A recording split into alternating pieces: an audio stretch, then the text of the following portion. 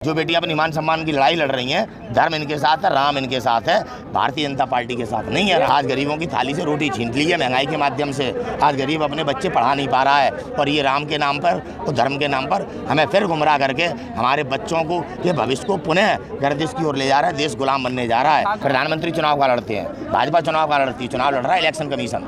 हम चुनाव लड़ते हैं ईडी से, हम चुनाव लड़ रहे हैं सीबीआई से।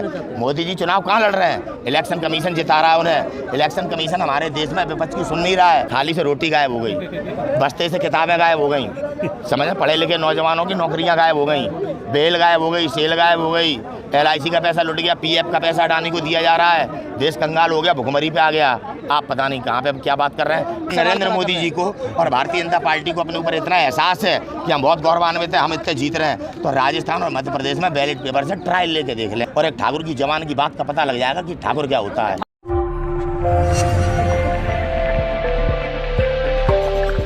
जनता भीख मांग रही है, जनता कर्जदार हो रही है, आप कर्जे में जा रहे हैं। आपको क्या विकास हो रहा है? विकास के नाम पे चीज तो बताओ।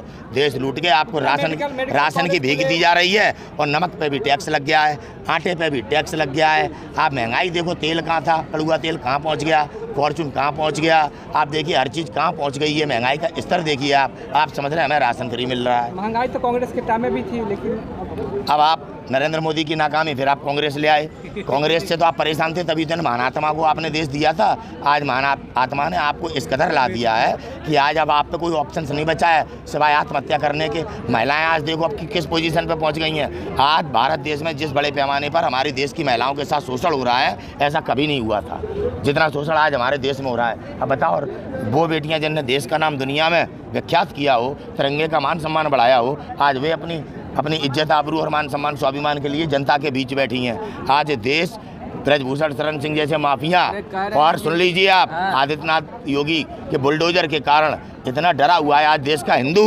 ये हिंदू बेटियां, मुसलमान की बेटियां तो है नहीं।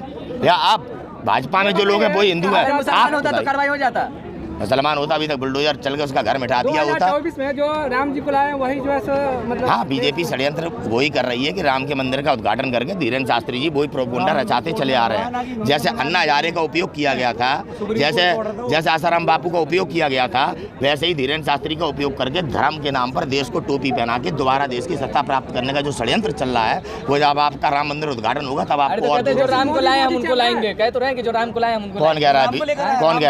कौन कह रहा है? देखिए, अगर राम में अगर इस तरह राम में अगर शक्ति होती तो औरंगजेब हमें क्या बंदी बना लेता?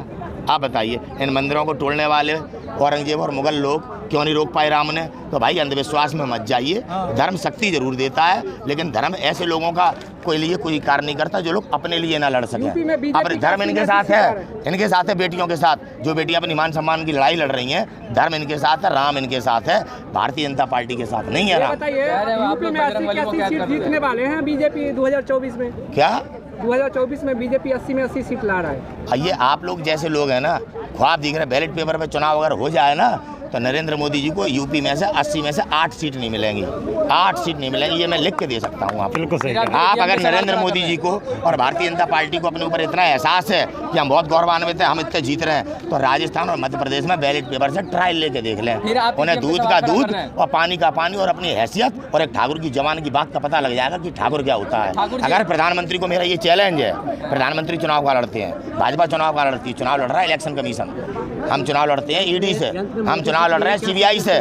मोदी जी चुनाव कहाँ लड़ रहे हैं? इलेक्शन कमीशन जिता रहा है उन्हें। इलेक्शन कमीशन हमारे देश में विपक्ष की सुन नहीं रहा है। आई समझ में? अगर मोदी जी अपने आप को महान समझते हैं, अगर इतना भी मोदी जी की आंखों में शर्म है, आ जाओ राजस्थान में और मध्य प्रदेश में बैलेट पेपर पर चुनाव करा लो। अगर आपको 20-20 सीटें भी मिल जाए मध्य प्रदेश में और राजस्थान में, तो आपकी जीत मानेंगे। और इससे बड़ी हम बात क्या कर सकते हैं? सवाल खड़ा कर रहे हैं। माँ का बेटा है और इतना देश को आगे बढ़ा के ले जा रहा है, 2024 में आ रहा है, तो आपको क्या दिक्कत? अरे यार, कैसी बातें करते हो? गरीब माँ का बेटा है जिसने अपने लिए निजी हवाई जहाज लिया हो, जो दिन में 10 लाख रुपए के कपड़े जूते मोजे पहनता हो, आप उसको गरीब माँ का बेटा बता रहे हो? इस प्रकार की आप बातें करके देश को गुमराह कर रहे हो। ये केवल देश को बेवकूफ़ बनाने वाली बातें थी कि अगला आदमी चाय बेचता था। अगर चाय बेचने वाला होता तो आज चाय वाले सुखी होते, गरीब सुखी होता। समझ में आई? वोट मांगने के लिए गरीबों के पैर धोते हैं ये। आज गरीबों की थाली से रोटी छीन ली है महंगाई के माध्यम से। आज गरीब अपने बच्चे पढ़ा नहीं पा रहा है और ये राम के नाम पर तो धर्म के नाम पर हमें फिर गुमराह करके हमारे बच्चों को, ये भविष्य को पुनः गर्दिश की ओर ले जा रहा है। देश गुलाम बनने जा रहा है। ठाकुर जी, सबका साथ सबका विकास तो हो रहा है। पक्का मकान तो दिया गरीबों को, और क्या चाहिए? क्या पक्का मकान कहने दे दिया? जिसके पास मकान था उन्हें 2.5 लाख रुपए दे दिया। ये योजना तो हमारे पास पहले ही चलती थी, उसे अपडेट ही तो कर दिया। काशीराम योजना, राजीव गांधी योजना, इंदिरा गांधी आवास योजना, वो हमें उसमें कोई पैसा लगता था क्या? बना के देते थे।